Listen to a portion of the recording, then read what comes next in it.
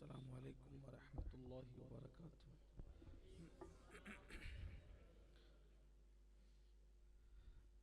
अल्हम्दुलिल्लाहि रब्बिल आलमीन वल आक़िबतु लिल मुत्तक़ीन वस्सलातु वस्सलामु अला सय्यिदिल अंबियाइ वल मुरसलीन व अला आलिहि व अस्हाबिहि त्वय्यिबीन अत्ताहिरीन अम्मा बअद। फ़अऊज़ु बिल्लाहि मिनश शैतानिर रजीम बिस्मिल्लाहिर रहमानिर रहीम। या अय्युहल्लज़ीना आमनुत्तक़ुल्लाह व कूनू मअस्सादिक़ीन सदक़ल्लाहुल अज़ीम। गौसे आज़म बमने बेसरो सामा मददे क़िबले दी मददे काबे ईमा मददे इंतज़ारे करमे तुस्त मने ऐनी रा ए खुदा जुओ खुदा बीनो खुदा दा मददे बगिरदा बे बला उफ्ताद कश्ती ज़ईफ़ानो शकिस्ता रा तो पुश्ती बहक के ख्वाजे उस्मान हारून मदद कुन या मोइनुद्दीन चिश्ती मदद कुन या मोइनुद्दीन चिश्ती मदद कुन या मोइनुद्दीन चिश्ती।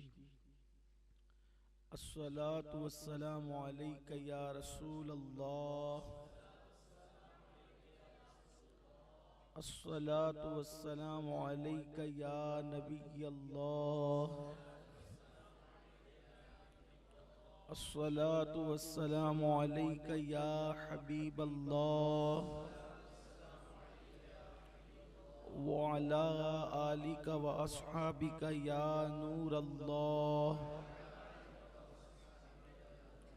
सल्लल्लाहु तआला अलैहि वसल्लम।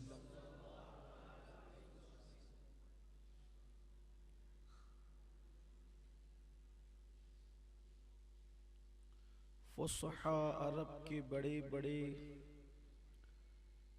तेरे आगे यूं है दबे लचे कोई जाने मुंह में ज़बान नहीं नहीं बल्कि जिस्म में जान नहीं।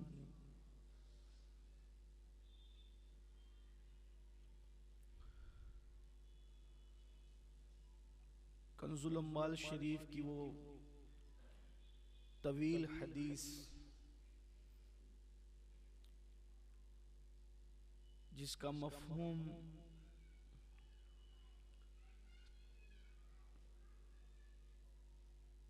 कुछ तशरीह के साथ 2 हफ्ते तक आपने और हमने अर्ज़ मारूस की और सुनने सुनाने की सआदत हासिल की। आज भी उसका एक तवील हिस्सा बचा हुआ है, लेकिन अब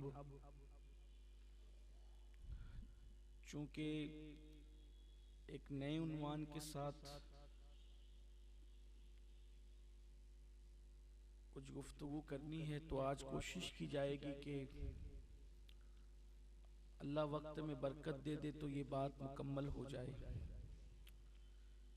इसलिए कि यही कुछ अय्याम ऐसे होते हैं कि जो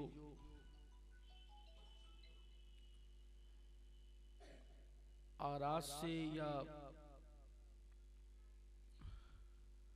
बुजुर्गों की तवारीख से खाली होते हैं। तो इन दिनों हम कुछ अनावीन आपके सामने पेश कर देते हैं, वरना फिर अभी जमादिल आखिर के आखिरी हफ्ते से फिर वो सैयदना सिद्दीक़ अकबर रज़ियल्लाहु ताला अन्हु का उर्स है और फिर उसके बाद रजब और फिर एक सिलसिला हो जाता है। तो हमें उससे पहले एक दो कुछ नए अनावीन जो है उस पे कुछ गुफ्तगू कर लेनी है ताकि हमारी मालूमात में इजाफा हो जाए और अल्लाह हमारे लिए शरह सद्र के असबाब पैदा फरमाए। वही रिवायत जो इमाम मुस्तगफरी ने शेख मिस्री से जो सुनी थी और जिसे आप और हम हदीस खालिद इब्न वलीद रदी अल्लाह ताला अन्हु के नाम से जान रहे हैं, उस पर जो है वो गुफ्तगू हो रही है। और गुज़िश्ता हफ्ते हमारी गुफ्तगू का इख्तिताम इस बात पर हुआ था कि उन्होंने पूछा था कि या रसूल अल्लाह सल्लल्लाहु अलैहि वसल्लम, ये फिर वहां से जुड़ने के लिए सिर्फ एक इशारा, आप इस हदीस खालिद बिन वलीद में, हालांकि आप सुन चुके कि शेख मिस्री ने इमाम मुस्तगफरी को जब ये हदीस सुनाई तो पहले 1 साल तक रोजे रखवाए कि भाई 1 साल रोजे रखो फिर हम बताएंगे। और उन्होंने ज़ौक था उनका कि 1 साल उन्होंने रोजे रखे भी और फिर वो हदीस सुनाई गई। तो चूंकि एक देहाती जिसे आराबी कहते हैं वो हुजूर अकरम सल्लल्लाहु अलैहि वसल्लम से पूछ रहे हैं और आका करीम सल्लल्लाहु अलैहि वसल्लम जवाब इनायत फरमा रहे हैं, तो उनका जो हमने जहां इख्तिताम किया था पिछले हफ्ते, उन्होंने ये कहा था कि या रसूल अल्लाह सल्लल्लाहु अलैहि वसल्लम, मैं अल्लाह से इस हालत में मिलना चाहता हूँ कि मेरे नामे अमाल में कोई गुनाह न हो। तो आका करीम सल्लल्लाहु अलैहि वसल्लम ने फरमाया कि गुस्ल जनाबत अच्छी तरह किया करो, तुम इस हालत में अल्लाह से मिलोगे कि तुम्हारे नामे अमाल में कोई गुनाह बाकी नहीं होगा। अब उसके बाद जो वो अब फिर वो सवाल करते हैं, अर्ज करते हैं कि या रसूल अल्लाह सल्लल्लाहु अलैहि वसल्लम, मैं चाहता हूं कि रोज़े क़यामत मेरा हश्र नूर में हो। उन्होंने इतना सब पूछ लिया आका से कि अगर यही एक रिवायत पेश नजर रहे तो हमारी कामयाबी और कामरानी के लिए काफी है। तो उन्होंने अर्ज किया कि या रसूल अल्लाह, मैं चाहता हूं कि नूर में मेरा हश्र हो, यानी तारीकी में अंधेरे में मेरा हश्र ना हो, बल्कि मेरा हश्र क़यामत के दिन नूर के अंदर हो। तो आका करीम नूर वाले आका सल्लल्लाहु अलैहि वसल्लम ने फरमाया, किसी पर जुल्म मत करो, तुम्हारा हश्र नूर में होगा। यानी अगर चाहते हो कि तुम्हारा हश्र नूर में हो तो किसी पे जुल्म मत करो। अब यहां जुल्म से मुराद क्या है? कोई ताकतवर किसी कमजोर को दबाए, ये जुल्म है।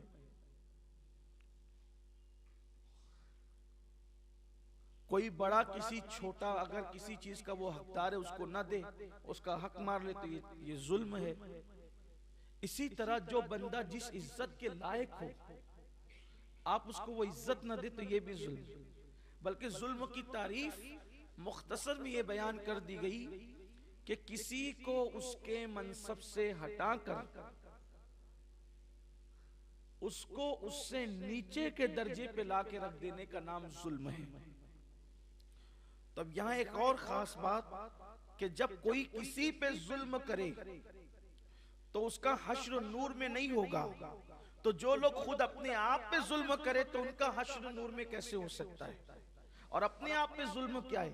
गुनाह करना ये अपने आप पे जुल्म है, क्योंकि जब गुनाह करोगे तो यही गुनाह तुम्हें जहन्नम में ले जाएंगे। यानी खुद को जहन्नमी बना रहे हो और अपने आप को जहन्नमी बना रहे हो, तो ये अपने आप पे जुल्म है। और अल्लाह को जुल्म पसंद नहीं। किसी को अल्लाह हुकूमत दे, ताकत दे, मनसब दे, इख्तिदार दे। आमतौर पे ऐसा होता है कि मोहल्लों के अंदर भी कुछ लोग होते हैं जिनकी चलती है तो वो दूसरों पे जुल्म करते हैं, दबा करके रखते हैं।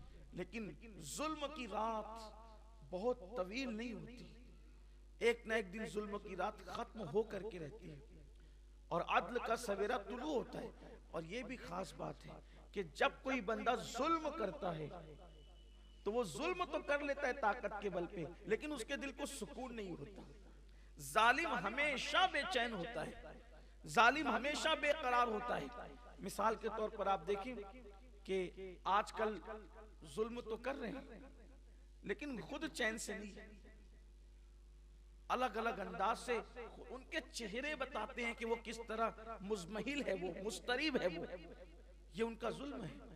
और वो वाकया कितना खूबसूरत है कि सैयदना फारूक आजम रज़ी अल्लाह ताला एक मर्तबा एक दरख्त के नीचे बकरियां चराते हुए हाथ का तकिया लगा करके सो रहे थे, और एलची आया रोम का, और इस तरह सोते देखा तो उसने कत्ल करने की कोशिश भी की। वो वाकया आपको पता है और आप जानते हैं, उसको दोहराना नहीं चाहता, सिर्फ इशारा दे के गुजरना चाहता हूँ कि वो रोम का एलची आया। उसने सोचा कि जिसके नाम से कैसरो किसरा के ताजदार कांपते हो, वो अकेला इस तरीके से सो रहा है, तो उठाई तलवार के उनको कत्ल कर दे, शहीद कर दी।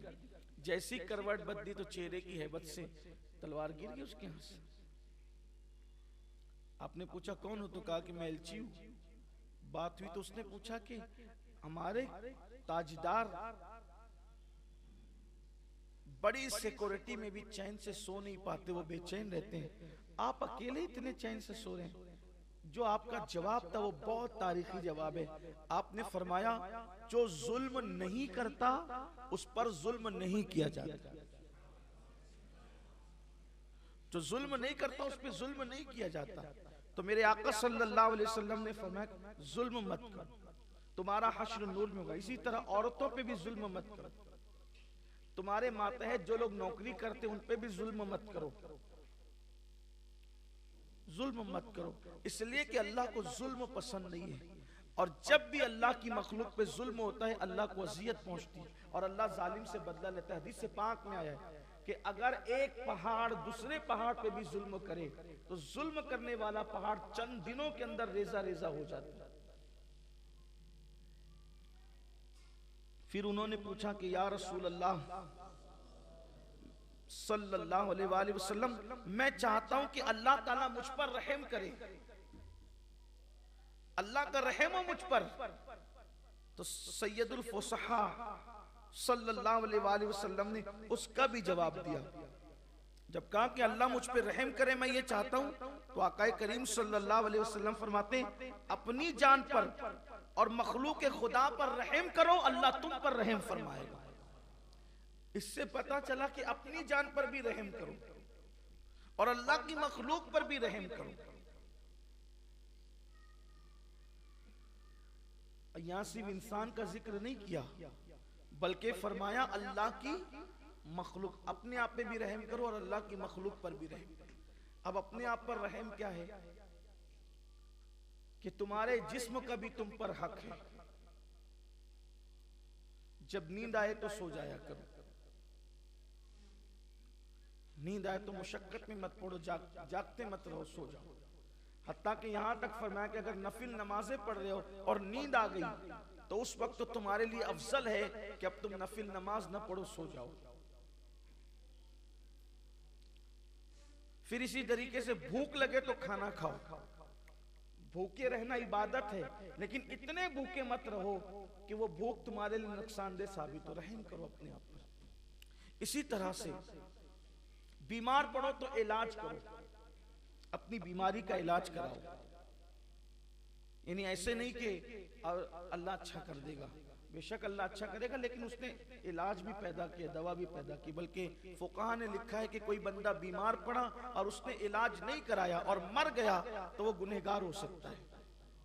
इसलिए अपनी बीमारी का इलाज करो।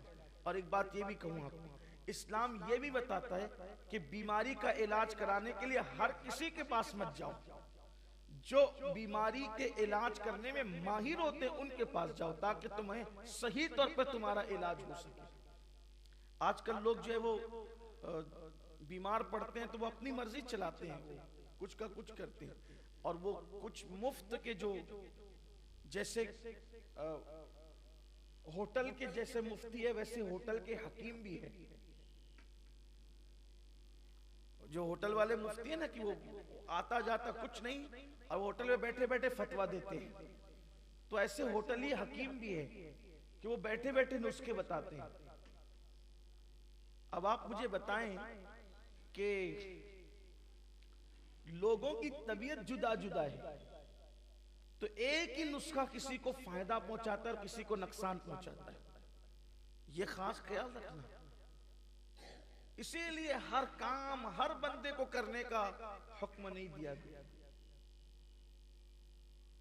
हर काम। अभी एक हमारे जमात के बहुत बड़े आलिम इंतकाल हो गया उनका, और इंतकाल का सबब हिजामा कराना।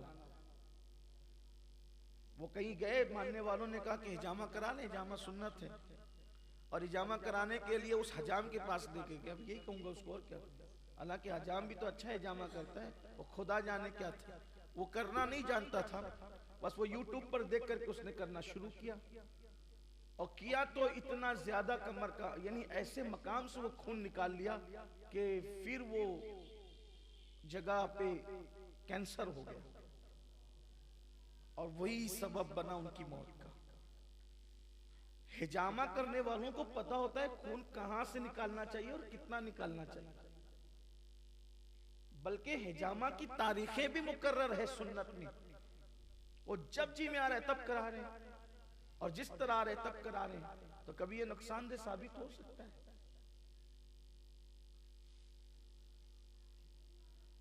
अब ये खजूर खाना सुन्नत है, इसका इनकार नहीं है, लेकिन एक मकाम पर मौलाए कायनात बीमार थे, तो मौलाए कायनात से जुर्म है कि तुम खजूर मत खाना।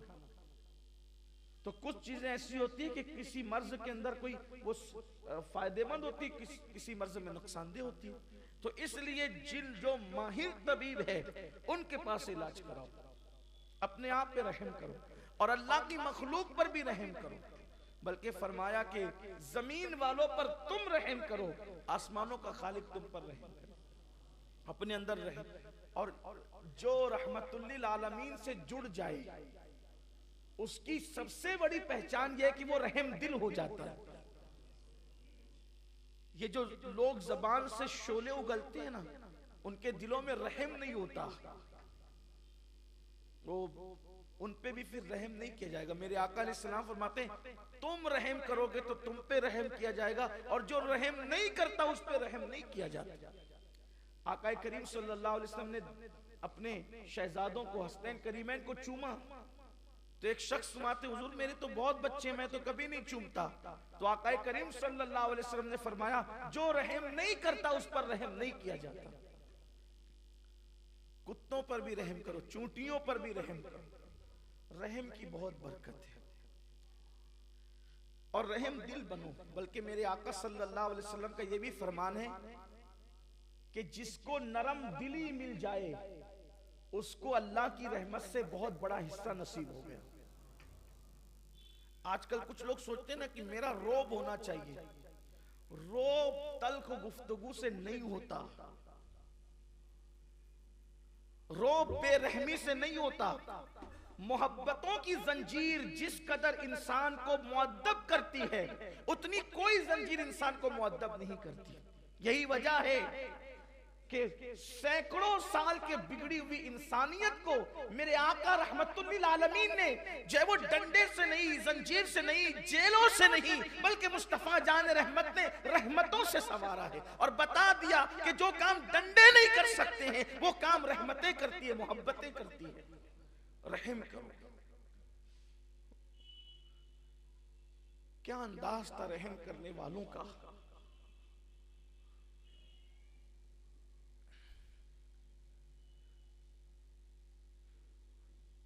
जब मिस्र फतह करने के लिए सहाबे किराम गए, यही एक वाक़या रहम पर बयान करना चाहता हूँ, और फिर आगे बढ़ेंगे। चूंकि मैंने कहा कि आज हदीस मुकम्मल कर दी जाए।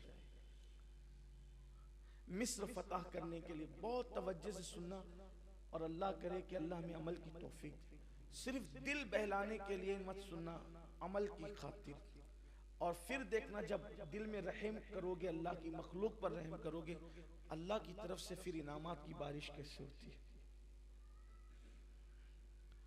सहाबा किराम मिस्र फतह करने के लिए गए, तो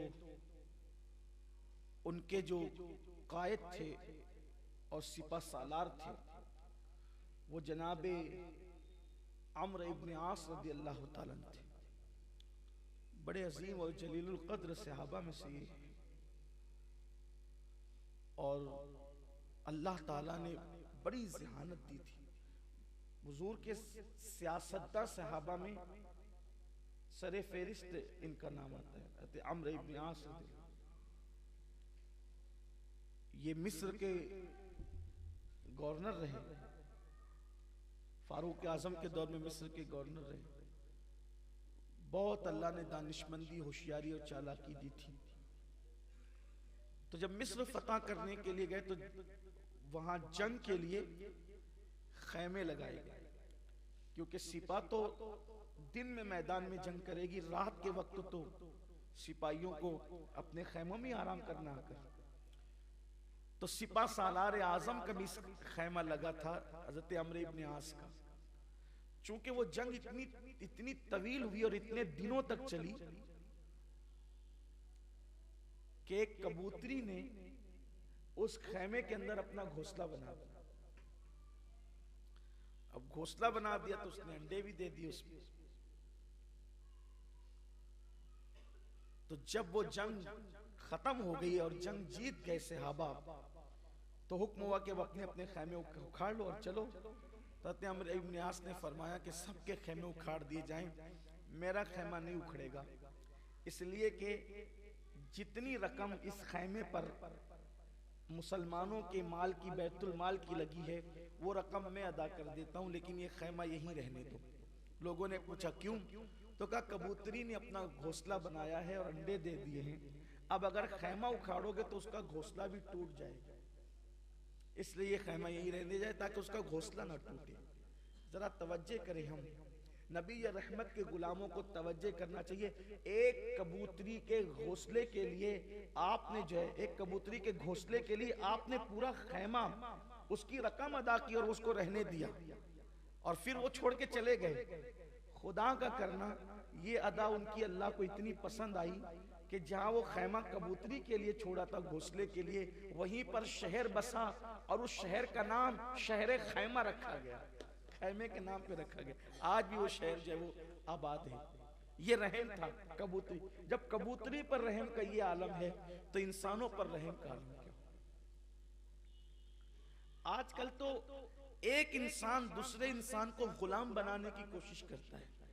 एक मर्तबा इन्हीं अम्र इब्न आस के बेटे ने किसी मुसलमान को मारा और ये कंप्लेन फारूक आजम तक आई। तो फारूक आजम का तारीखी जुमला था, जुमले बड़े शानदार हैं इन लोगों के, कोई इस तरफ तवज्जो करे, अकवाल बड़े जबरदस्त हैं।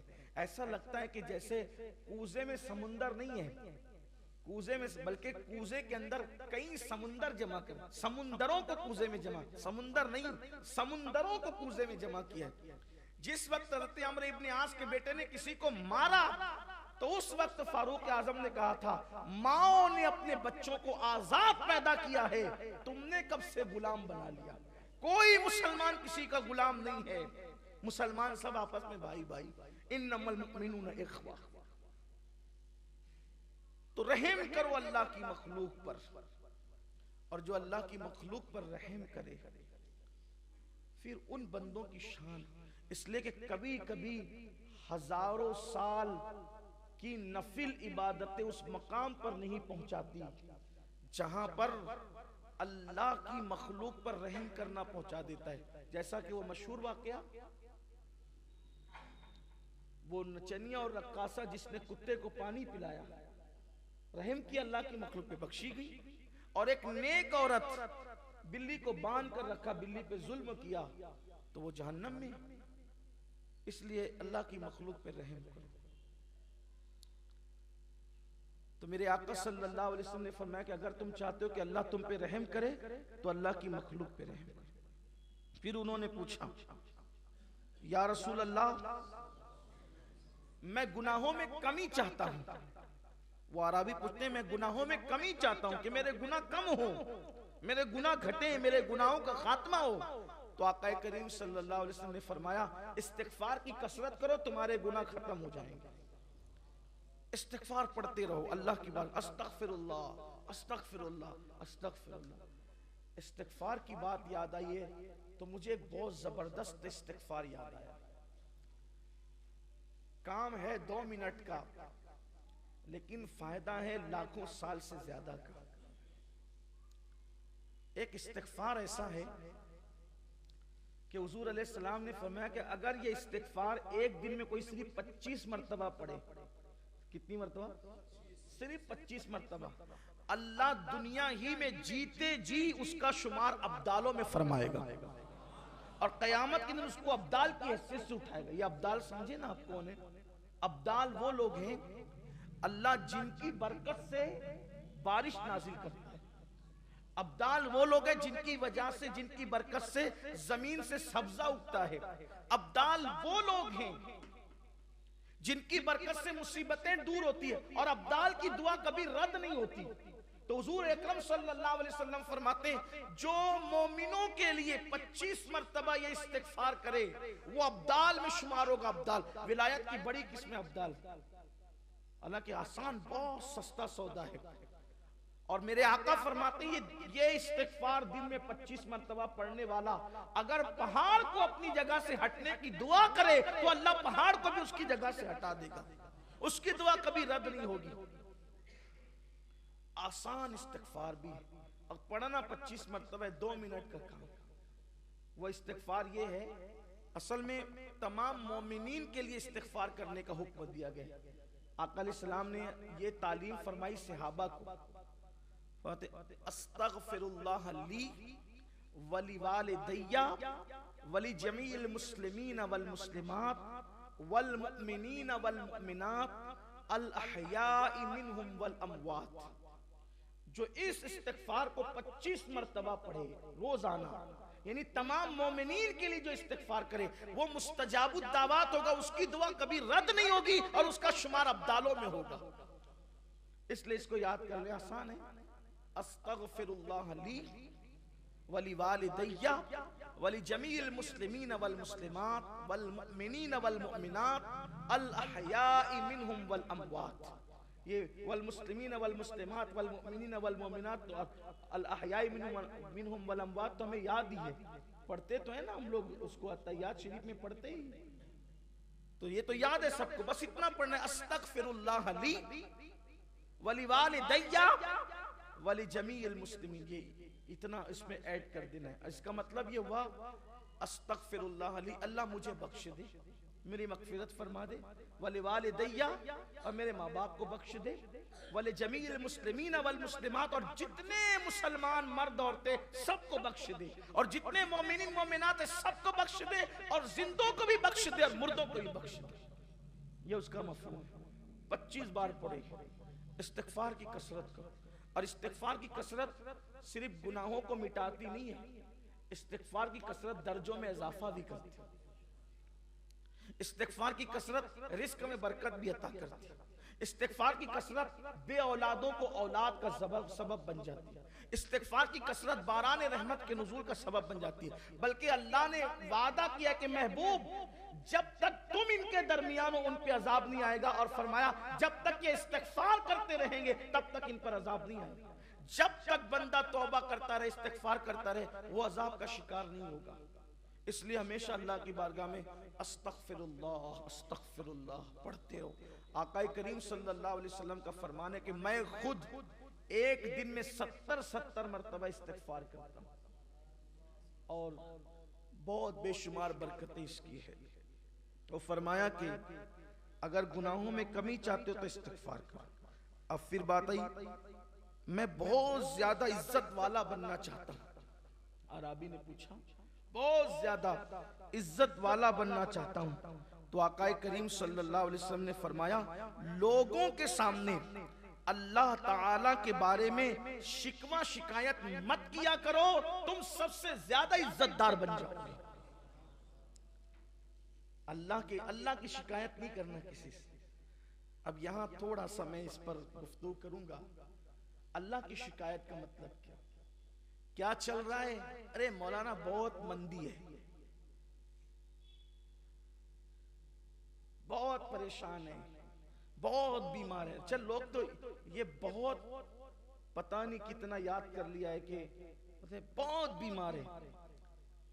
कितने भी बीमार हो जाओ, कोई उसको मत कहा करो कि बहुत बीमार है, इसलिए कि 24 घंटे में घड़ी ऐसी आती है जो मकबूलियत की घड़ी होती है। बुखार होता है, आप बोलते बहुत बीमार है, अगर वो कबूल हो गया ना तो फिर वो बहुत बीमार हो ही जाएगा। अल्लाह की शिकायत मत कर। अगर बीमार हो तो दो लोगों के सिवा किसी को बीमारी नहीं बताना। बीमारी या तो तबीब को बताओ कि उससे दवा लो, या तो हबीब को बताओ कि उससे दुआ लो।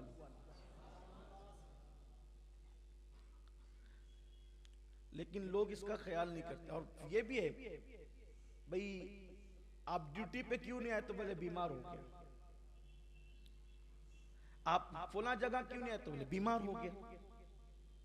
आप शादी में क्यों नहीं आए? तो बीमार हो गया। और आज जनाब बीमार ही नहीं थे।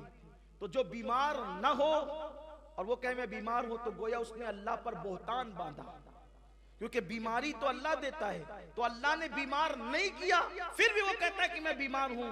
तो कहा कि अब तू ऐसी बीमारी में मुब्तला होगा जिसका कोई इलाज किसी तबीब और हकीम के पास नहीं होगा। इसलिए कभी झूठ मूठ का बीमार नहीं बनना।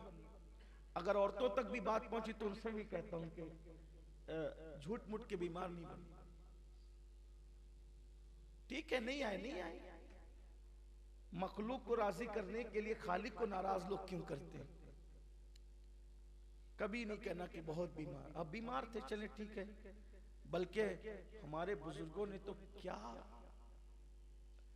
अपने आप को बचाया है शिकवे शिकायत से। एक बुजुर्ग थे, अल्लाह के वली थे। एक दिन उन्होंने उनकी बीवी को कहा कि मैं तुम्हें तलाक देना चाहता हूं।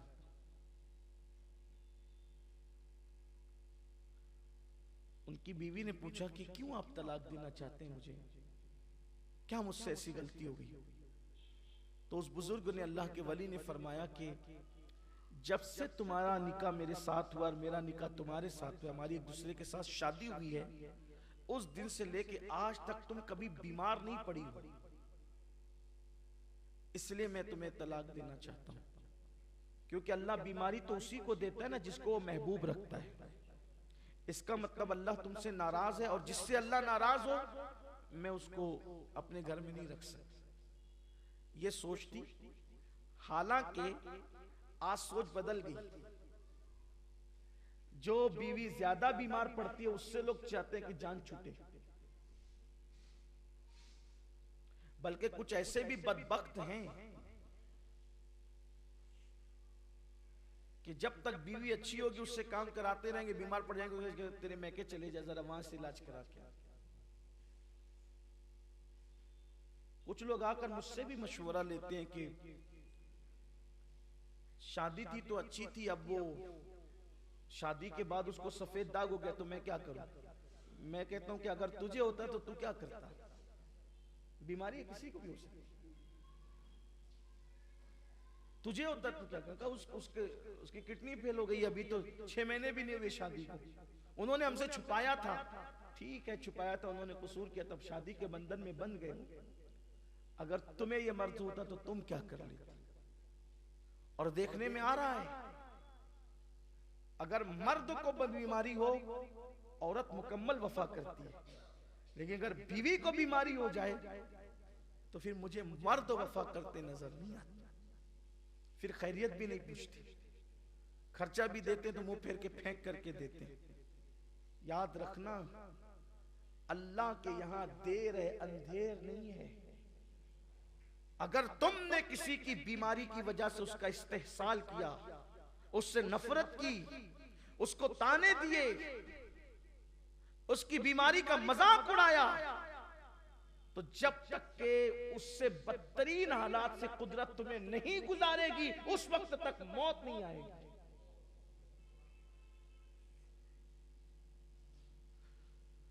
बीमारी पे लोग तलाक देने की बात करते हैं और वहां बीमार नहीं है। वो अल्लाह की वली कहते तुम बीमार नहीं पड़ती, इसलिए हो सकता है कि तुम मनहूस हो। नहुसत की बीमारी तुम नहीं। कुछ लोग भी कहते हैं ना, बड़े होशियार, माशाल्लाह हम तो बहुत मस्त है, मजे में, हमें बीमारी नहीं पड़ते। जा भाई, रो दो अल्लाह से, डर जरा, कहीं कुदरत जो है वो अपने प्यारों की फहरिस्त से तेरा नाम तो नहीं काट चुकी। सेहत अच्छी चीज है, लेकिन कुछ ना कुछ तकलीफ होनी चाहिए। बल्कि रिवायतों में आया है कि 40 दिन के अंदर तीनों में से कोई एक तकलीफ आना चाहिए, या तो किल्लत, या तो इल्लत, या तो जिल्लत। तीनों में से कोई एक चीज 40 दिन के अंदर और अगर नहीं आई तो डरो कहीं ईमान तो नहीं चला गया।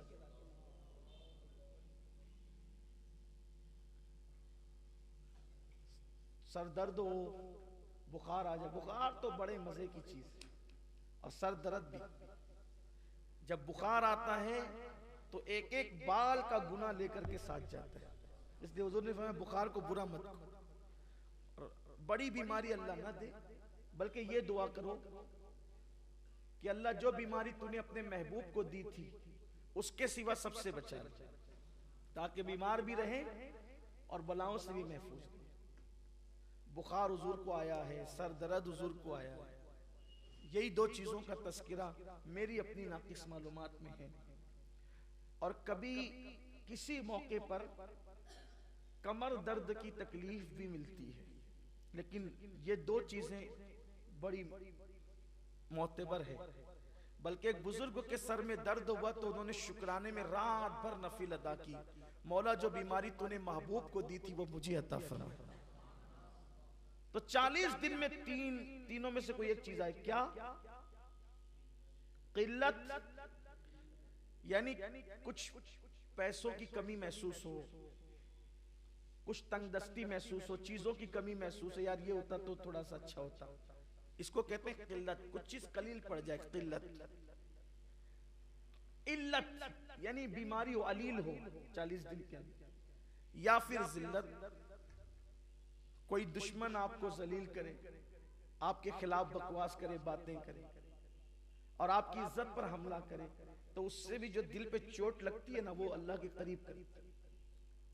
कशफुल महजूब में दाता साहब ने लिखा है, अल्लाह जिसको अपना वली बनाना चाहता है उस पर एक फिरौन मुखालिफ मुसल्लत कर देता है, वो सताता रहता है और ये सब्र करता रहता है, उसके सताने के सब्र के एवज में अल्लाह इसको वली बना देता है। तो अगर ज्यादा दुश्मन भी हो जाए तो टेंशन नहीं लिया करो, एक फिरौन पर विलायत मिलती है।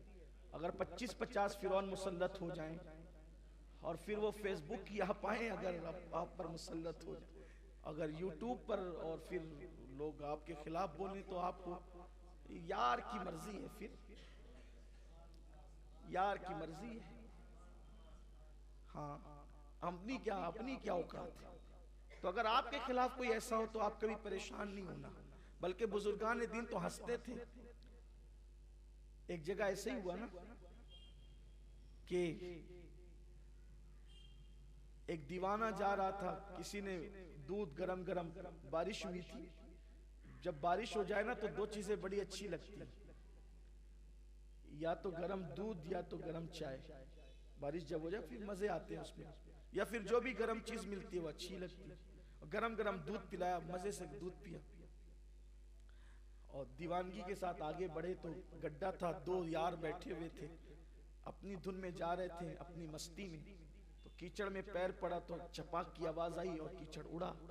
तो जो दो यार आपस में बैठे हुए थे, एक के कपड़ों पे चला गया, दूसरा उठ कर क्या तमाचा लगाया। उन्होंने आसमान की तरफ देखा, तेरी भी शान है, कहीं दूध पिलाता है, कहीं तमाचे खिलवाता है, कहीं दूध पिलवाता है, कहीं तमाचे, उसकी शान है। और मैं तो कहता हूं अपने मामला अल्लाह को सौंप दो, फायदे ही फायदे, फायदे ही फायदे। लेकिन जैसे ही वो गए और फिर वो उसको खून की उल्टी होने लगी, और आप सारा वाकया जानते हैं, खून की उल्टी होने लगी। बहुत इलाज किया, जब इलाज नहीं हुआ तो बाज किसी अल्लाह के बरगुज़ीदा बंदे ने कहा, ये तबीब का मामला नहीं है, किसी अल्लाह वाले को छेड़ा है। पता चला कि अल्लाह वालों को छेड़ने का अंजाम अच्छा है। और एक खास बात यह, अल्लाह वालों को कोई छेड़े तो अल्लाह वाले बदला नहीं लेते, ये भी बात है। अल्लाह वालों की पहचान है कि उनके अंदर इंतकाम का जज्बा नहीं होता, वो लड़ाई झगड़े वाले लोग नहीं होते। इसलिए कि जब वो अल्लाह के हो जाते हैं, यार के हो जाते हैं, वो तो मार खाने में भी शुक्र करते, तेरा शुक्र है, तू ना चाहता तो कोई क्या मारता। ये है उनका हाल, यानी कि वो रजा बर कज़ा, अल्लाह के हर अम्र पर वो राजी हैं। उसने कुछ नहीं कहा, उस अल्लाह वाले ने कुछ नहीं कहा, कुछ नहीं कहा। बल्कि मौलाए कायनात को जब शहीद किया गया तो आपके जुमले क्या थे? शहीद करने वाले को जानते थे, लेकिन आज जुमला ये था शहादत के वक्त, जुमला ये था शहादत के। आज भी शहादत गाह पे वो जुमला लिखा हुआ है, फुज़्तु बिरब्बिल काबा, रब्बे काबा की कसम में कामयाब हो गया। रब्बे काबा की, इमाम हुसैन का जुमला भी जब आप जमीन पर आए ना घोड़े से, यही कहा, फुज़्तु बिरब्बिल काबा, में रब्बे काबा की कसम कामयाब हो गया। मारने वालों के लिए कोई बद्दुआ कुछ नहीं, इसलिए कि ये तो सबब बने ना शहादत का। इंतकाम तो कुदरत लेगी, हम तो कामयाब चले। इसलिए कोई गाली दे, कोई झगड़ा करे, कोई जलील करे, कोई मुखालिफत करे, तो हम कामयाब हो गए। इसलिए कि वो अपनी आखिरत खराब करके हमारी आखिरत बना गया। बहुत बेसब्रे ना हुआ करो, लेकिन इसके लिए बहुत ज़र्फ चाहिए, बहुत आसान नहीं है ये मंजिल। नीम चढ़ा करेला चबाना आसान है, लेकिन जो जलील कर रहा हो उसके लिए दुआ करना आसान फेल नहीं। बहुत कठिन है ये मंजिल। बल्कि हज़रत अमीर खुसरो का मिसरा बार बार यार, बहुत कठिन है डगर पन घट की, आसान नहीं। और जो इस मंजिल पर फाइज हो गया फिर वो अल्लाह वाला बन गया। तो जब उसको खून की उल्टियां होने लगी और जब इलाज में कहा ये तबीब का काम नहीं, किसी अल्लाह वाले को छेड़ा है। जब कहा कि यार यहाँ वो उसको मारा था ना, तो उसने आसमान की तरफ रुक करके कुछ कहा था, उसी ने बद्दुआ दी थी, चलो पकड़ो उसको। ढूंढते हुए तो वो दीवाना चल रहा था। कभी माफ कर दो, आपने आसमान की तरफ दुआ देखकर कुछ बद्दुआ कहा, मैंने कोई बद्दुआ नहीं की, मैंने तो अपने यार से शिकायत नहीं की थी ना यार की। देखो कोई और होता तो क्या मार खिलवा दिया मौला, अस्तगफिरुल्लाह। कुछ लोग यहाँ मैयत होती तो माज़ अल्लाह को हमारे ही घर मिला था, कुफ्र है। कुछ लोग तो मैयत में रोते रोते अल्लाह को गालियां देते हैं। कुछ लोग बड़े बुड्ढों को देख करके मैयत में कहते ये कैसे, अल्लाह इसको भूल गया, अल्लाह मियां इसको भूल गया, इसको जवान को उठा लिया। तौबा तौबा, अस्तगफिरुल्लाह। क्या लोग हैं। अरे उसकी जान गई तो गई, तेरा ईमान भी गया। अल्लाह को गालियां मत दो, अल्लाह की शिकायत मत करो, राजी रहो। ये यकीन कर लो अल्लाह के हर फेल में हिकमत है। गौस्पा को किसी ने कहा कि आपका जहाज डूब गया जो तिजारत लेकर आ रहा था, कहा अल्हम्दुलिल्लाह। थोड़ी देर के बाद आका नहीं सरकार वो किसी और का था, अपना तो बहुत माल लेकर, कहा अल्हम्दुलिल्लाह। लोगों ने कहा कि डूबा भी तो अल्हम्दुलिल्लाह, तीरा भी तो, कहा अपना है क्या, सब तो यार का, हम भी यार के हैं। दिया तो अल्हम्दुलिल्लाह, लिया तो अल्हम्दुलिल्लाह। और जो इस मंजिल पर फाइज हो जाते हैं, फिर मेरे आका अलैहिस्सलाम ने अल्लाह की शिकायत मत कर, कभी अल्लाह की शिकायत नहीं करना, इज्जत वाला बनेगा और अल्लाह के नजदीक इज्जत वाला बनेगा। तो उस बुजुर्ग ने यही कहा था कि अल्लाह तेरी शान भी है कि, और बड़ी निराली शान है, कहीं गाली खिलवाता, कहीं दूध पिलवाता, तेरी शान है, हमें क्या है, तू जिसमें राजी है उसमें। मैंने कहा कोई बद्दुआ नहीं की, मैंने तो बस ये बात कही। वो कहा कि अब आप माफ कर देना, आपकी वजह से हुआ। कहा कि मेरी वजह से नहीं हुआ, ये तो दो यारों का झगड़ा है। किसका झगड़ा है? दो यारों का, दो मोहब्बत करने वालों का झगड़ा है। देख मेरी पैर से कीचड़ उड़ा, तेरे यार पर पड़ा और तू गुस्से में आया तो तूने मुझे मार दिया। तो तेरे यार पर कीचड़ उड़ा तो तेरा यार गुस्से में नहीं आया, गुस्से में कौन आया? तू, क्योंकि तू इससे मोहब्बत करता है। तो तूने मुझे मारा, अब तूने मुझे मारा तो मेरा यार जलाल में आ गया और मेरे यार ने सजा दी। अब मुझसे माफी मत मांग, मेरे यार से माफी मांग। ये है अल्लाह की शिकायत नहीं करना। तो बात मैं अर्ज कर रहा था कि वो अल्लाह के वली की, उन्होंने उनकी बीवी से कहा कि तुझे तलाक दे।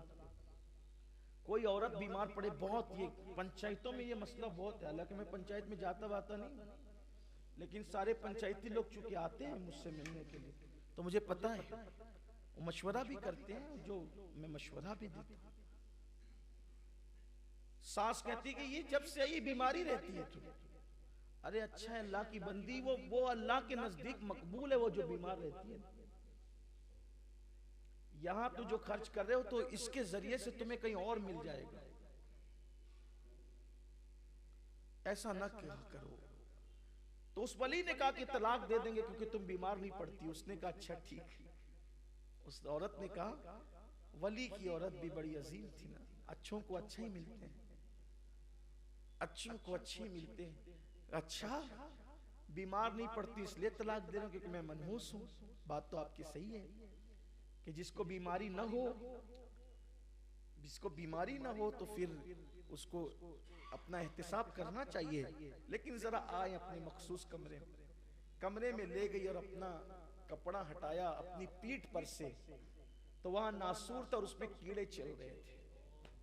ये देखो बरसों से ये जख्म उठाई, अरे तुमने बताया तक नहीं। का कैसे बताऊं यार की शिकायत करते हुए शर्म आती। यहाँ तो जरा सा सर दर्द है, सर दर्द। बाज लोग मेरे साथ भी ऐसी करते हैं। मैं पूरी तकरीर धूमधाम से चिल्ला पुकार के 1.5 घंटे करूं, मुसाफे का वक्त आता तो एक रस्म है, लोगन रस्म, अरे मुसाफा मत करो, हजरत की तबीयत ले ले। तो 1.5 घंटे से अभी क्या कर रहा था वो? नहीं, हंसने की बात नहीं, मैं साफ कह देता हूं, मैं अच्छा हूं।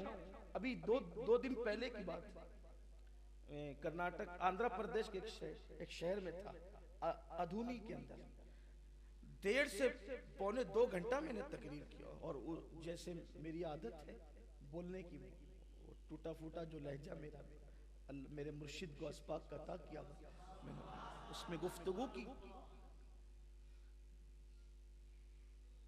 इसलिए कि मेरी कोशिश ये होती है कि चाहे वो अल्लाह करे बात इतनी ऊंची आवाज से हो जाए कि बहरों के कान तक भी पहुंच जाए। मैंने 1.5 घंटा पौने 2 घंटा तकरीर की और उसके बाद चूंकि मुझे मुसाफा इसलिए नहीं करना था कि मुझे फिर हैदराबाद के लिए निकलना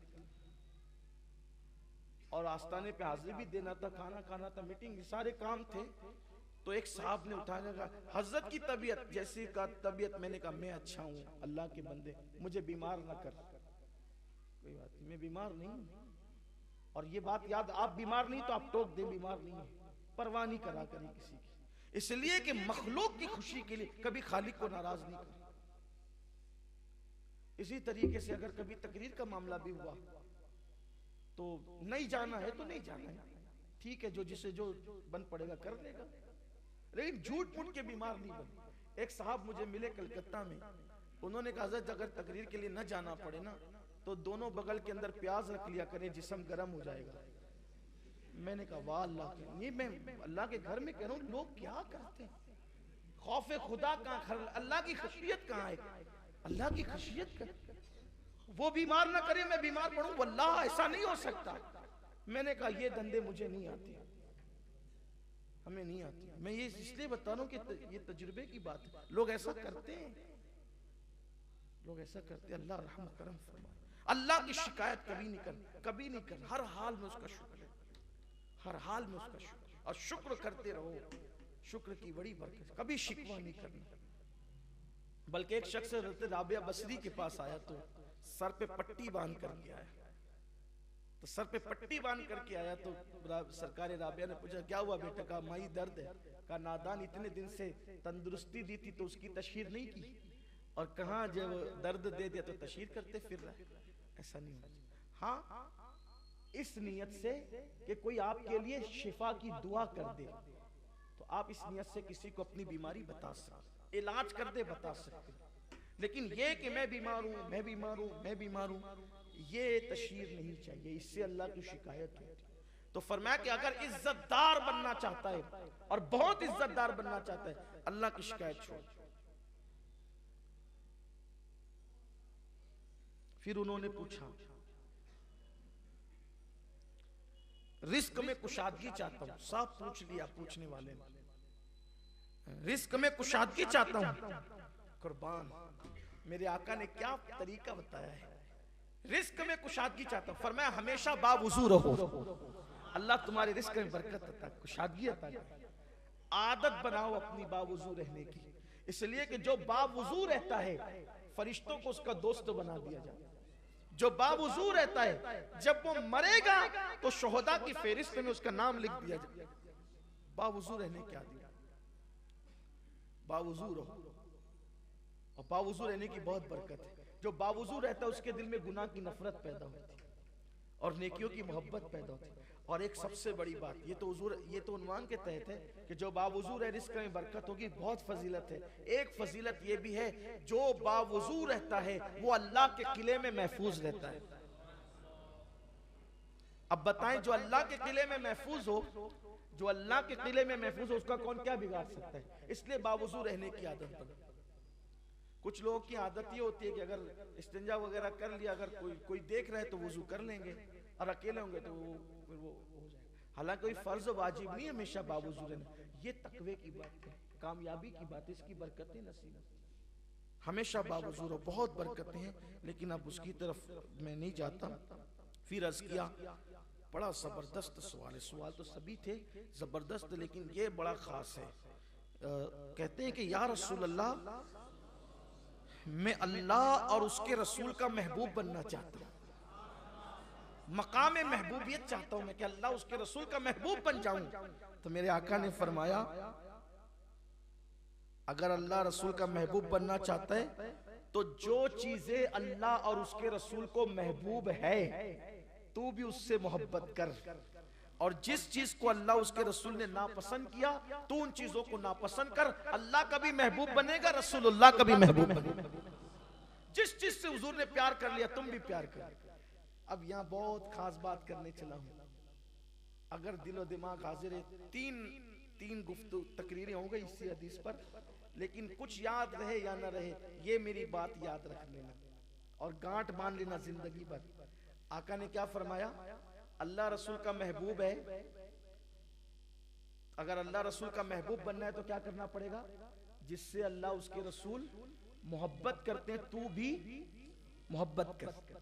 तो क्या हो जाएगा? तू महबूब खुदा भी होगा और महबूब मुस्तफा जान रहमत भी होगा। किस वजह से? जिससे अल्लाह रसूल मोहब्बत करते हैं, उससे तू भी मोहब्बत कर। ठीक? कुर्बान रसूलुल्लाह पूरी रात किसके लिए मगफिरत की दुआ करती रहे? हुजूर की उम्मत के लिए। और अल्लाह अपने बंदों से कितना प्यार करता है? 70 माओं से ज्यादा। और आका फरमाते कि अल्लाह रसूल का महबूब बनना है तो करना क्या है? जिससे अल्लाह रसूल मोहब्बत करते, तू भी उससे मोहब्बत कर, तू महबूब हो जाएगा।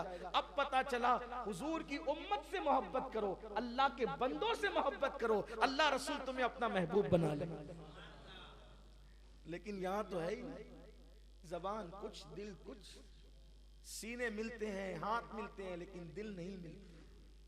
एक दूसरे को भाई भाई कहा जाता है, लेकिन दिलों में वही नफरत, वही अदावत, वही बुग़्ज़, वही हसद, कुछ नहीं है, कुछ नहीं है। इस मुनाफिकत का अंजाम जहन्नम का सबसे आखिरी दर्जा है। अल्लाह के महबूब लोगों से मोहब्बत करो, अल्लाह की मखलूक से मोहब्बत करो, अल्लाह हुजूर की उम्मत से मोहब्बत करो। ठीक है, अगर कोई आपके साथ दुश्मनी करता है उसका अपना मामला है, आप अपना काम किए जाए। हमें जो हुक्म दिया गया हम ये करते जाएं, इंशाअल्लाह इसकी बरकत हमें नसीब होगी। मोहब्बत करो, अब इंसानों से मोहब्बत करो, मखलूक से मोहब्बत करो, फिर जिस चीजों को अल्लाह रसूल ने महबूब बनाया उनसे मोहब्बत करो, वलियों से मोहब्बत करो, बल्कि उन गिज़ाओं से भी मोहब्बत करो जो हुजूर को पसंद। और सहाबा किराम का हाल यही था, सहाबा का हाल यही था। हुजूर की पसंदीदा गिज़ा के बारे में अगर कोई कुछ कह देता तो सहाबा जलाल में आ जाता। एक मर्तबा कद्दू शरीफ, लौकी, एक शख्स ने कहा कि मैं नहीं खाता,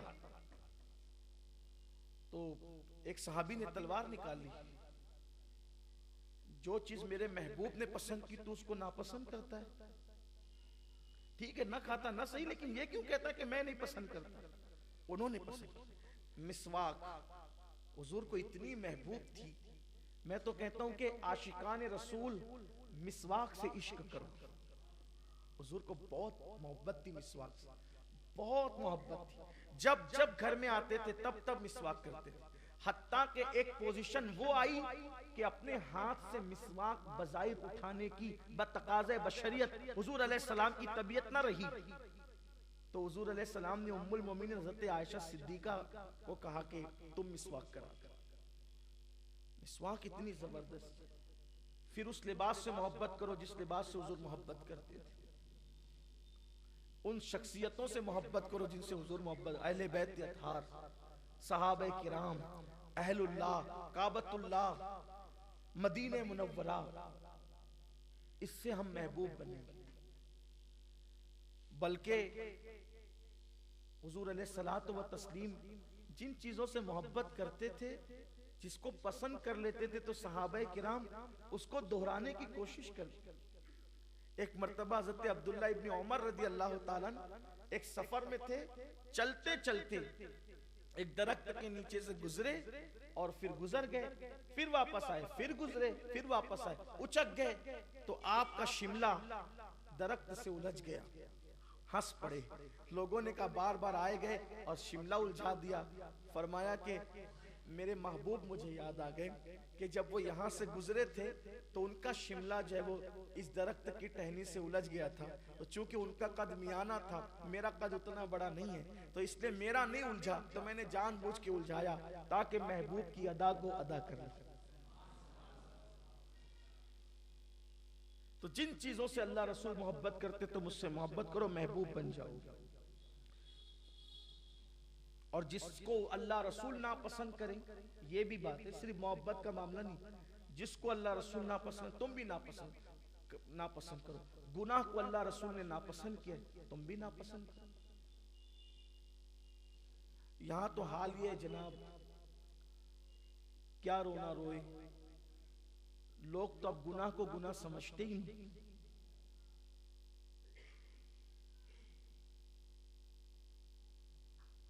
दो फेस हो गए लोगों के, दो चेहरे हो गए, एक अवाम के सामने और तन्हाइयों में और।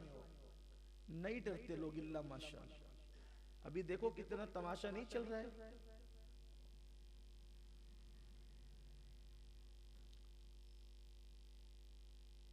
कि सेहत कम करने के, बल्कि सेहत नहीं बल्कि मोटापा कम करने के नाम पर जो दवाइयां फरोख्त हो रही है, तो उसके एजेंट लोग मीटिंग करते तो वह नाचते। और मुझे तो आज बावसूख जराए से पता चला कि एक ऐसे जनाब को भी नाचते देखा गया जिनका ताल्लुक मिंबरों मेहराब से। नाच रहे हैं क्यों? औरों के सामने तो वलियों जैसी बातें हैं, तन्हाइयों में है तो शैतान बने हुए हैं। तो क्या अल्लाह नहीं देख रहे अकेले में? और अब तो कैमरा सबको कैद कर। अच्छा, लोगों को यह ख्याल नहीं रहता अल्लाह देख रहा है तो कोई टेंशन नहीं। वीडियो बनकर किसी के पास चली गई तो प्रेशर बढ़ जाता है, हॉस्पिटल में एडमिट हो जाते हैं लोग, बीमारी उनकी बढ़ जाती है, अटैक आने लगता है। गुंबदो मीनार का शहर, गुंबदो मीनार का शहर, गुंबदो मीनार का शहर। गुंबदो मीनार सिर्फ निजात के लिए काफी नहीं है, इसलिए कि हमारे शहर में उतने गुंबदो मीनार नहीं हैं जितने शहर बगदाद में गुंबदो मीनार। क्या फख्र करते हैं लोग, गुंबदो मीनार, गुंबदो मीनार। गुंबदो मीनार उसी वक्त निजात का जरिया है जब अपने दिल का गुंबद अल्लाह उसके रसूल की मोहब्बत से भर चुका है और खशियत रब्बानी का गंजीना बन चुका है। अगर दिल पापी है, दिल के अंदर पाप भरा है, तो क्या दिल्ली से ज्यादा गुंबदो मीनार है? क्या दिल्ली का सुहाग लोगों ने उजड़ते नहीं देखा? क्या बगदाद की ईंट से ईंट बजते हुए लोगों ने नहीं देखा? अरे हमारे यहाँ तो खाली गुंबदो मीनार है। इराक में तो गुंबदो मीनार भी थे और उन गुंबदों के नीचे सोने वाले अंबिया हैं, सहाबा हैं, औलिया हैं, और औलिया में भी गौसे आजम जैसा वली, मारूफ करकी जैसा वली, इमाम हुसैन जैसी शख्सियत, मौला अली जैसी हस्ती। लेकिन इराक वाले गुंबदों में तो थे, मगर गुंबद वालों के नक्शे कदम पर नहीं थे। कुदरत ने उन्हें भीख मांगने पे मजबूर कर दिया। क्या गुंबदो मीनार की बात करते? दिल के गुंबद को जरा संवारो और सर के मीनार को जरा दुरुस्त करो। तब कहीं जाकर के कोई बात का नाच नाच ठीक है, आप दवा बेचते रहिए, आप जो करते रहिए, लेकिन आप औरतों को नचा रहे हैं। और कितनी बेहयाई, मुसलमान बच्चियां नाच रही, दाढ़ी वाले नाच रहे, क्या मुंह दिखाएंगे अल्लाह तबारक व तआला। बल्कि मैं तो लोगों से कहता हूं यार, नाचने वालों कम से कम अपनी हैसियत तो देखो। शरीफ लोग नहीं नाचते, बल्कि एक मुहक्किक की तहकीक है इस पर, जानवरों में जो नीच जात के जानवर है वो नाचते हैं, जानवरों में भी जो आला जानवर है वो नहीं नाचते। सर्कस में आपने नाचते देखा होगा बंदर को, भालू को, कभी शेर को नाचते नहीं देखा। सर्कस, हालांकि सर्कस का शेर जंगली शेर की तरह नहीं है, जंगल के शेर की बात ही अलग है। सर्कस के शेर की मिसाल ऐसे ही है जैसे कोई गुलाम, शेर को गुलाम बना लिया, लेकिन फिर भी शेर आग पर से कूद के जाएगा, कमान में से निकलेगा, ये करेगा वो कर, लेकिन शेर को सर्कस वाला भी नचा ना सका। क्यों? वो जंगल का बादशाह है। जंगल के बादशाह को गुलाम बनाने के बाद भी सर्कस में नचाया ना जा सका, जंगल में क्या नचाया जाए? क्योंकि शेर को पता है मेरा मनसब क्या है। नाचते वो हैं जो नीच जात की होते, आला लोग नहीं नाचते। जानवर को अपने मनसब का इतना एहसास है, दाढ़ी वालों और टोपी वालों, सो कार्ड मुत्तकी बनने वालों, तुम्हारा एहसास कहां गया? बेटियां नाच रही है, पैसों के इतने लोभी हो गए कि पैसा मिलेगा तो कुछ भी करोगे।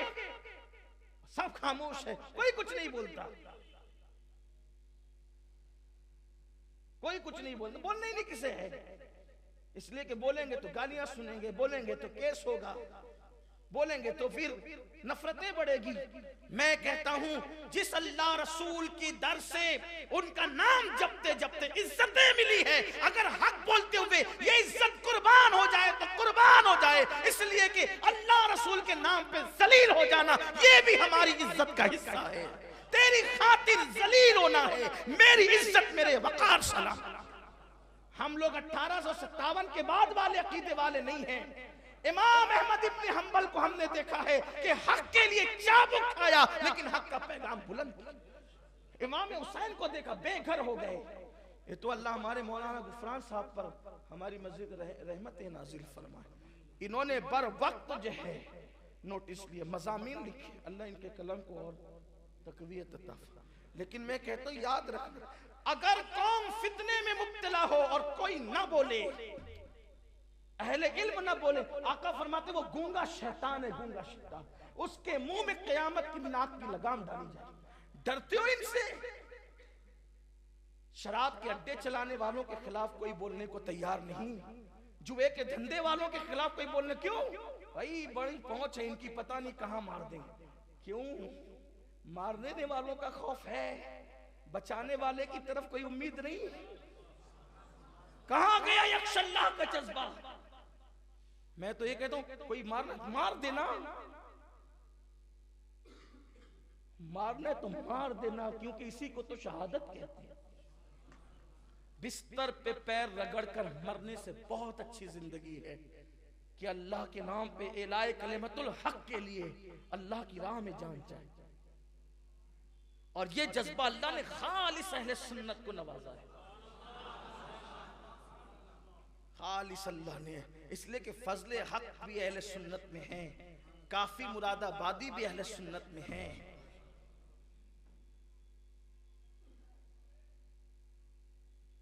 और इन लोगों ने ये जज्बा घर से नहीं लाया, ये तो करबला से लाया।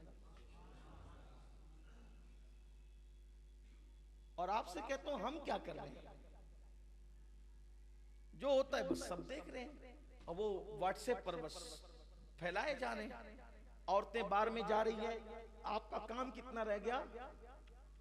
जो आया उसको फॉरवर्ड करो। तुम क्या करोगे? फॉरवर्ड करने के लिए हो, रोकना नहीं चाहते। फॉरवर्ड करके कौन सी खिदमत कर रहे हो दीन की? बच्चियां अगर भाग रही है तो क्या, बुर्का पहनने वाली औरतें अगर चोरी करती पकड़ा रही है तो क्या उसको फॉरवर्ड ही करना अपना काम है? किसी दुकान के अंदर अगर जिना होने की वीडियो आ गई तो उसी को फॉरवर्ड करना अपना काम है? रोकने का कोई प्लान नहीं, बल्कि ये सारी चीजें तो फॉरवर्ड करना ही नहीं चाहिए। लेकिन कुछ लोगों को ऐसा लगता है कि जैसे पेट में चूहे कूद रहे होते हैं कि जब तक कि वो आगे फॉरवर्ड नहीं करे उनकी तबीयत ही नहीं बनती, और जो आया दिया ध्यान। बुराई को रोको, इसलिए कि अल्लाह ने इस उम्मत को जो खैर उम्मत कहा है, पहले नंबर की बात यही की, कुंतुम खैर उम्मा, तुम बेहतरीन उम्मत हो, उखरिजत लिन्नास, जो लोगों में जाहिर की गई हो। वजह क्या है? तअमरूना बिल मारूफ व तनहौना अनिल मुनकर, तुम नेकी का हुक्म देते हो और बुराई से मना करते हो। नेकी का हुक्म देने से बड़ी इबादत बुराई से रोकना है। तो हमें अल्लाह का महबूब और रसूलुल्लाह का महबूब बनना है, तो जिन चीजों से उन्होंने मोहब्बत की हम भी करें, और जिन चीजों को नापसंद किया हम भी नापसंद करें। एक शख्स ने हुजूर अलैहिस्सलाम के जाहिरी दौर में, मर्द ने मेहंदी लगा ली थी, जीनत के लिए हाथ में। आका अलैहिस्सलाम रहमतुल लिल आलमीन है, शहर बदर करवा दिया था। बेशुमार निकाह पढ़ाते वक्त दूल्हों के हाथ में मेहंदी देख रहे, कौन मना करे? दुल्हन की तरफ से सोने की अंगूठी आती, काजी साहब शौक से पिना रहे। 500 पे ईमान बेच रहे हो, 1000-1500 पे ईमान का सौदा करने मस्जिद में बैठे हो। तोफ है, अल्लाह रज़्ज़ाक़ है, रज़्ज़ाक़।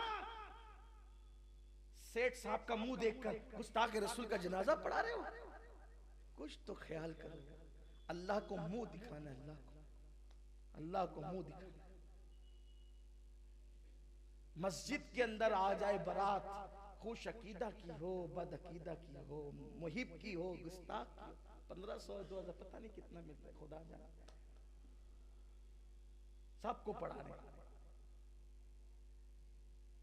जनाजा भी पढ़ाए जा रहे हैं, बद अकीदों का और निकाह भी पढ़ाए, कोई फिक्र नहीं।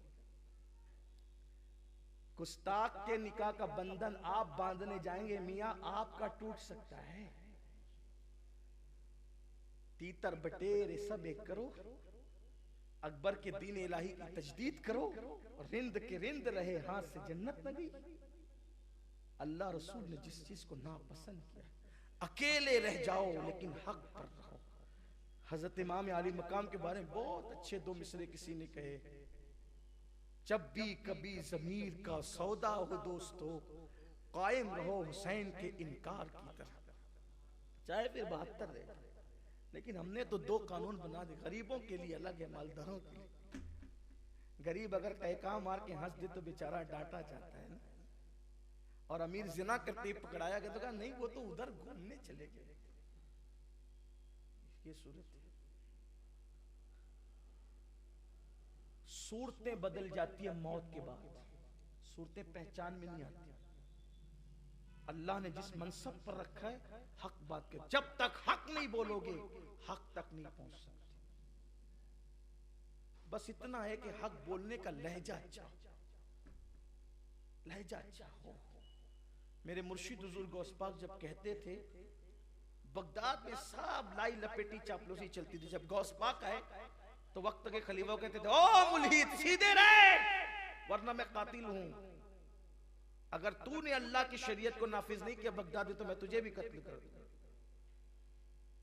हिम्मत नहीं होती थी कुछ भी, फरमाते थे मैं जमीन पलट दूंगा। और जब खिताब करते थे तो लोगों से कहते, ओ हराम खोरो, हराम खाने वालों,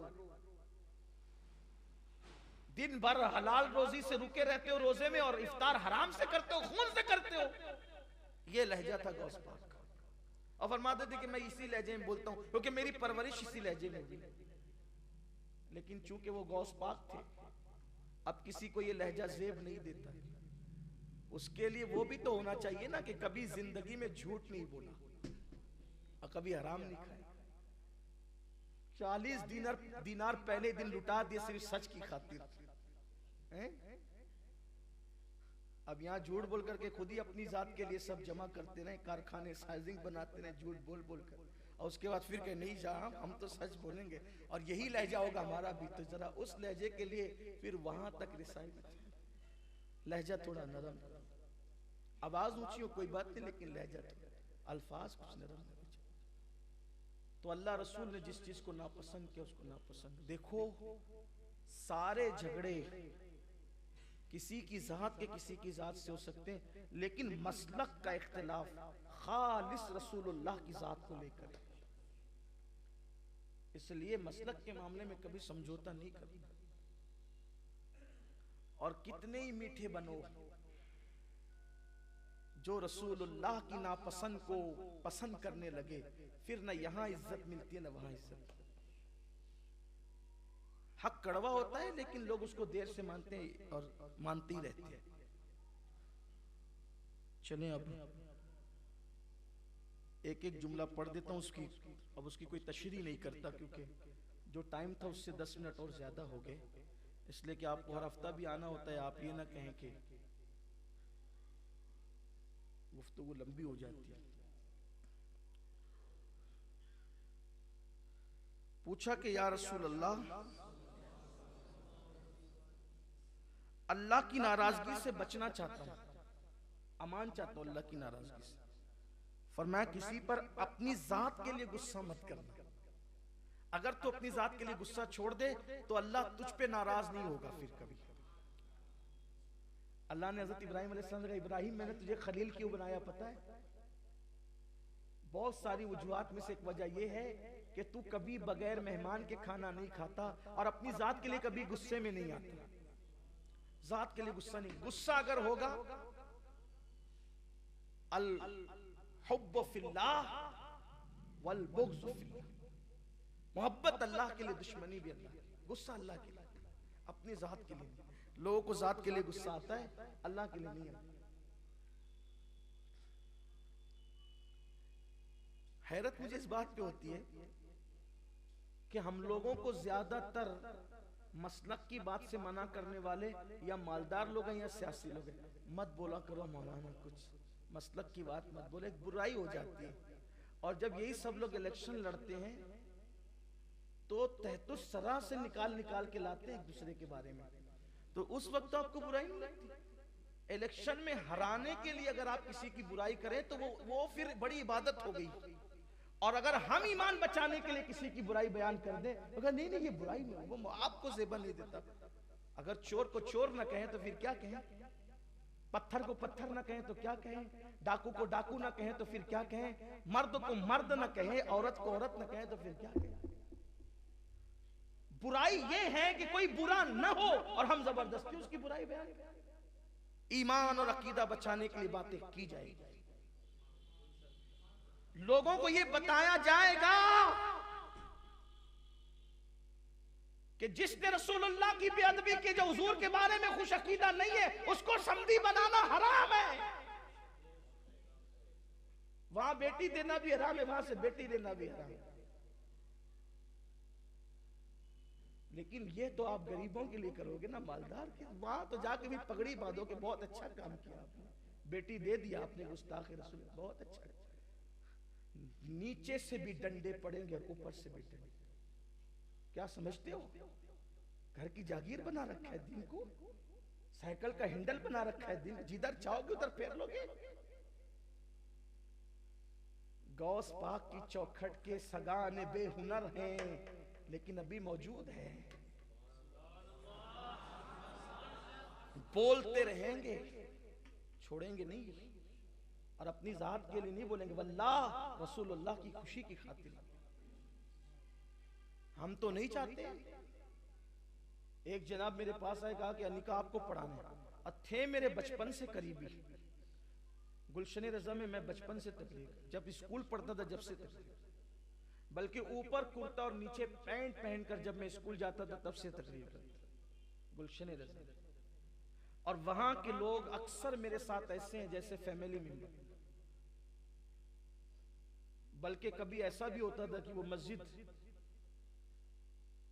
खोलने और बंद करने की जिम्मेदारी मेरी थी, नहीं बनी थी, बस्ती भी कम थी वहां, हीरा पन्ना कॉलोनी शायद अभी तामीरी मराहिल पर थी उस वक्त की बात। लोगों से ताल्लुक बड़े अच्छे थे। अब मेरी आदत है, मैं जहां जाता हूं कोशिश करता हूं कि अल्लाह के बंदों से ताल्लुक अच्छे रखें। एक साहब थे हजरत हकीम गुलाम रसूल कादरी रहमतुल्लाह अलैह, जानते हैं आप हकीम गुलाम रसूल कादरी? आप कब्रिस्तान में आशिक कब्रिस्तान में दाखिल होंगे, पहला मजार जो बड़ा आपको नजर आता है, बड़े बुजुर्ग थे। हजरत जियाउद्दीन कुतुब मदीना के खलीफा थे वो हमारे शहर में। कुतुब मदीना खलीफा हैं आला हजरत के और हुजूर अशरफी मियां के, ये दोनों के खलीफा हैं। और कुतुब मदीना के खलीफा थे सूफी ये हकीम गुलाम रसूल कादरी रहमतुल्लाह। उनके बड़े करीबी मुरीद थे, उनसे हमारी बड़े ताल्लुकात मतलब ये कि मैं गुलशन रजा में एहतिकाफ करूं तो वो बड़ी खिदमत करते थे, बहुत बेतकल्लुफी थी। वहां वालों से अक्सर है भी अब भी। और मेरे पास है कि सह साहब आपको निकाह पढ़ाना है, क्योंकि जो लोग जान पहचान के होते तो कहते हैं निकाह पढ़ाना। मैंने कहा ठीक, मैं आ जाऊंगा इंशाल्लाह।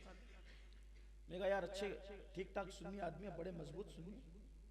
तो थोड़ा सा उन्होंने फिर जो है ना वो कुछ रुस्तमी बगाड़नी चाहिए। लगा कि माशाअल्लाह आपको तो झंडा गाड़ना है चल के। तो कौन सा झंडा गाड़ना? बोले कि उधर से ला रहा हूं लड़की और अपने ला करके अपने बना लेंगे। मैंने कहा मेरी तारीख खाली ना। फिर इंतकाल तक वो मुझसे नाराज रहे, मैंने कोई परवाह नहीं। मरे दम तक वो मुझसे नाराज, मैंने कोई परवाह नहीं। मेरा अल्लाह मुझसे राजी रहे मेरे लिए काफी है, मेरे रसूल। अब मैं कहता हूँ एक ही फिक्र में जियो, अल्लाह रसूल राजी। मना कर दिया, मना कर दिया, नहीं, बिल्कुल नहीं।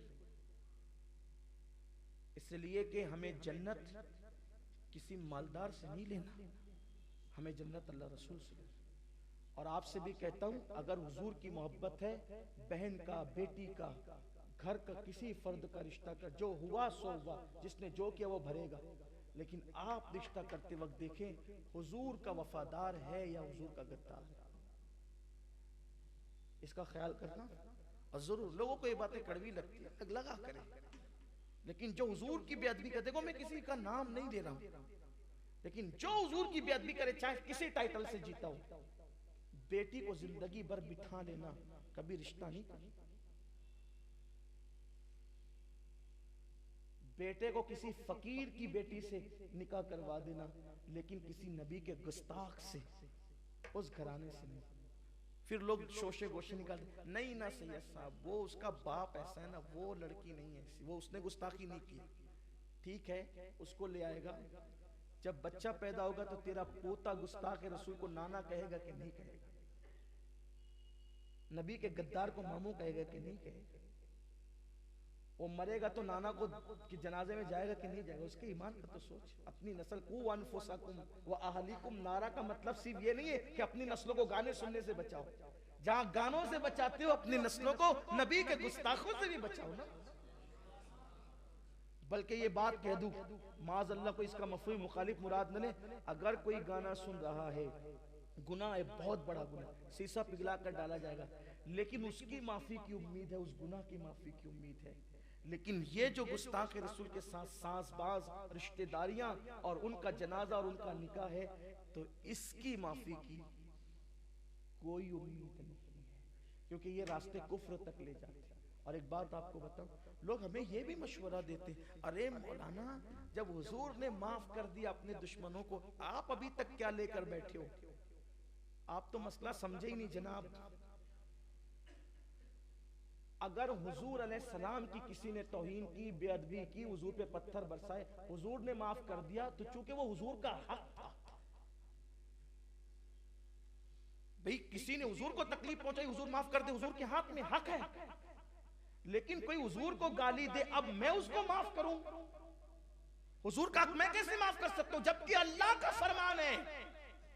मैं तो अल्लाह का बंदा, हुजूर का गुलाम हूं। अल्लाह का फरमान है, अल्लाह का, कि अगर किसी ने किसी बंदे को अजियत पहुंचाई, तो जब तक वो बंदा माफ नहीं करेगा, अल्लाह भी माफ नहीं करेगा। हुजूर का हक हम माफ करने चले, ये नहीं हो सकता। इसलिए नमाज रोजे के साथ इस पर नजर रखो। मैं तकरीबन 4, 6, 8, 10 हफ्ते के बाद, महीने 2 महीने के बाद इसको मैं आपके सामने दोहराता हूं कि ये मत समझना कि सिर्फ नमाज रोजे से जन्नत मिल जाएगी। याद रखना, जब तक के नबी के दुश्मनों से, हज़रत मुजद्दिद अल-फ़सानी का कौल है, तवल्ला बेतबर्रा नेस्त मुमकिन, मोहब्बत नफरत के बगैर मुकम्मल नहीं हो सकती। इसलिए अल्लाह के लिए इसका ख्याल करना, वरना फिर आप जाने आपका, हम तो अपनी मर्जी, अब तो जिम्मेदारी पूरी कर चले। चलिए इख्तिताम कर दिया अब इसका। तो फरमाया किसी पे अपनी ज़ात के लिए गुस्सा नहीं करना, अल्लाह की अमान पा जाओ। हाँ, गुस्सा अल्लाह के लिए तो बड़ा मकबूल है। फारूक आजम बार बार आते थे अल्लाह के लिए गुस्से। हाँ, सिद्दीक अकबर इतने नरम दिल आदमी थे, लेकिन अल्लाह का मामला आता तो गुस्से में आते। एक को तो ऐसी बोली कि बुखारी में उसका लफ्जी तर्जुमा आज तक न किया जा सका। और अगर मैं वो बोल दूं जो उन्होंने बोली, हालांकि सहाबा का इमाम, उठ के भाग जाओ जो उन्होंने बोली, और पता चले कि क्या गुस्सा आया होगा सिद्दीक अकबर को कि ऐसी बोली कि अब वो बोली भी कोई बोलने के लिए 50 बार सोचता है क्या बोला। देख लेना बुखारी शरीफ में जाके बता देंगे आपको, जरा वहां जाके पढ़ लेना, तब पता चलता है कि नबी के लिए गुस्सा करने वालों। एक मर्तबा तो थर थराते हुए हुजूर के पास आए, आस्तीन चढ़ी हुई थी। हुजूर ने कहा ये क्या है? कहा हुजूर वो मेरा बाप है ना, उसको मार के, अबू कुहाफा को, उसके मुंह पे मारा, वो गिर गया। और अब इसलिए आया कि उसने आपके खिलाफ जुमले कहे, तो इजाजत दिया तो उसको कत्ल कर दूं, या फिर आप दुआ करें कि वो भी आपसे मोहब्बत करने लगे।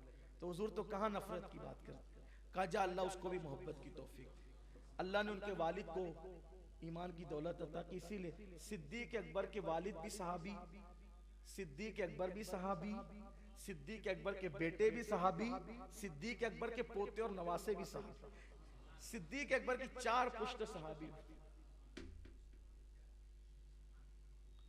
अल्लाह के लिए गुस्सा जात के लिए नहीं करें। फिर अर्ज किया दुआओं की कबूलियत चाहता हूं कि दुआ मेरी हर दुआ कबूल हो। फरमाया हराम से बचो, तुम्हारी हर दुआ कबूल होगी। हलाल खाओ, हलाल रोजी खाओ। फिर अर्ज किया चाहता हूं कि अल्लाह मुझे लोगों के सामने रुसवा ना करे, अल्लाह के सामने अल्लाह अज़्ज़ वजल मुझे लोगों के सामने कभी रुसवा और जलील ना करे। फरमाया अपनी शर्मगाह की हिफाजत कर, लोगों के सामने तो कभी रुसवा नहीं होगा। फिर अर्ज किया चाहता हूं कि अल्लाह मेरी पर्दापोशी करे। सरकार ने फरमाया तू अल्लाह के बंदों के ऐबों को छुपा, अल्लाह तेरे ऐबों को छुपाएगा। बहुत तेजी से चलने खत्म करने के लिए। फिर अर्ज करते हैं या रसूल अल्लाह सल्लल्लाहु अलैहि वसल्लम, कौन सी चीज गुनाहों को मिटा सकती है? कौन सी चीज गुनाहों को मिटा सकती है? तो आका ने फरमाया आंसू, अल्लाह के खौफ से निकलने वाले आंसू, आजिजी और बीमारी, ये 3 चीजें ऐसी है जो इंसान के गुनाहों को मिटा देती है।